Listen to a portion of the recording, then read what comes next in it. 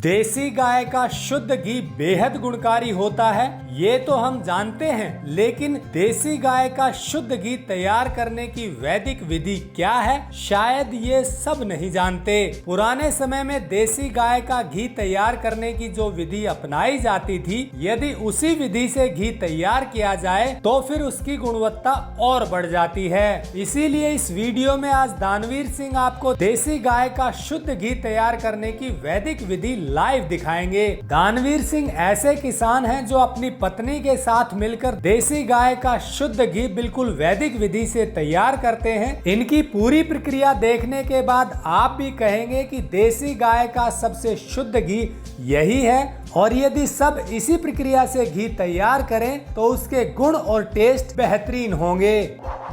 Technical farming channel को subscribe करें और बेल आइकन भी दबाएं ताकि आगे आने वाले वीडियो की नोटिफिकेशन आपको मिलती रहे।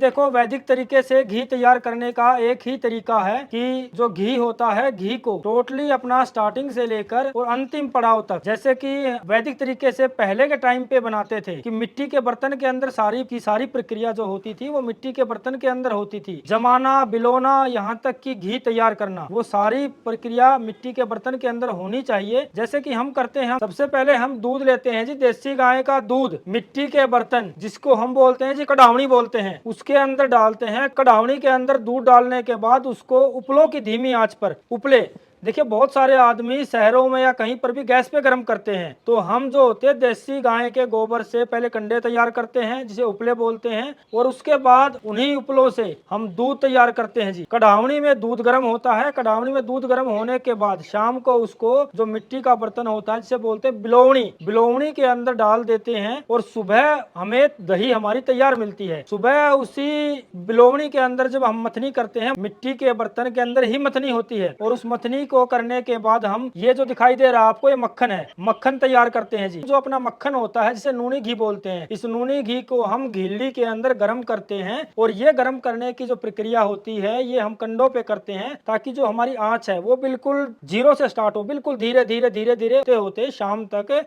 वो आंच धीरे धीरे बिल्कुल धीमी हो जाएगी। और फिर उसके बाद शाम को हम देखते हैं तो ऊपर फुई आएगी, उस फुई को हम हटा देते हैं। हटा के उसके नीचे से जो घी होता है उसको निकाल के अगले दिन फिर से दोबारा गर्म करने की आवश्यकता होती है ताकि उसमें जो अशुद्धियां बच गई हैं वो साफ हो जाए। ठंडा होने के बाद फिर उस घी को हम कांच की बोतल में भर देते हैं। और दूसरी बात, घी को कभी फ्रिज में ना रखिएगा, इसको बाहर रखिए, घी को फ्रिज में कभी नहीं रखते। ये जो हमने घी तैयार किया है ये घी प्योर घी है। मेरा आपसे दावा है कि मैं शुद्ध देसी गाय का घी, बिलोना घी तैयार करते हैं, ना कि गाय का घी। देखो, गाय के घी और शुद्ध देसी गाय के घी में बहुत अंतर है। ये जो हमने तैयार किया है ये शुद्ध देसी गाय का वैदिक तरीके से तैयार किया हुआ बिलोना घी है। और मेरा आपसे एक दावा ये भी है, ये मेरी गारंटी है, आप इस घी को एक बार इस्तेमाल कीजिए, और इस घी को आप कहीं पर भी टेस्ट करवा सकते हैं। अगर किसी भाई को यहाँ आके लेने का इच्छुक हो तो यहाँ पे भी आप आके ले सकते हैं। जो मैं मिट्टी के बर्तनों के अंदर करता हूँ, मेरी पूरी प्रक्रिया को आप यहाँ रुक के देख भी सकते हैं और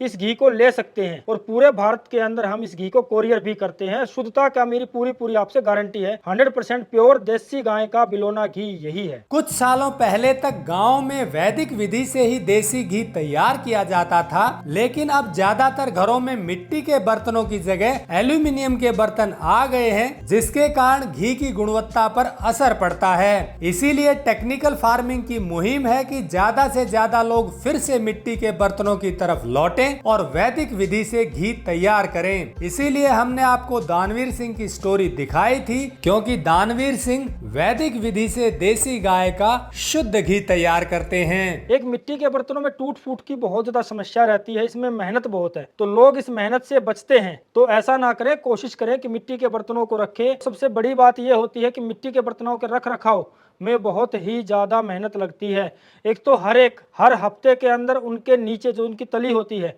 मिट्टी के बर्तनों की तली में लेप करें, जिससे आप दूध या घी, घिल्ली में घी गर्म कर रहे हैं, या फिर आप कढ़ावनी के अंदर दूध गर्म करें, तो कढ़ावनी और घिल्ली के नीचे हफ्ते में एक बार नहीं तो हफ्ते में 2 बार मिट्टी का लेप जरूर लगाएं, जिससे आपका जो उसका तापमान है वो बरकरार रहे और आपके मिट्टी के जो बर्तन है वो सुरक्षित रहें।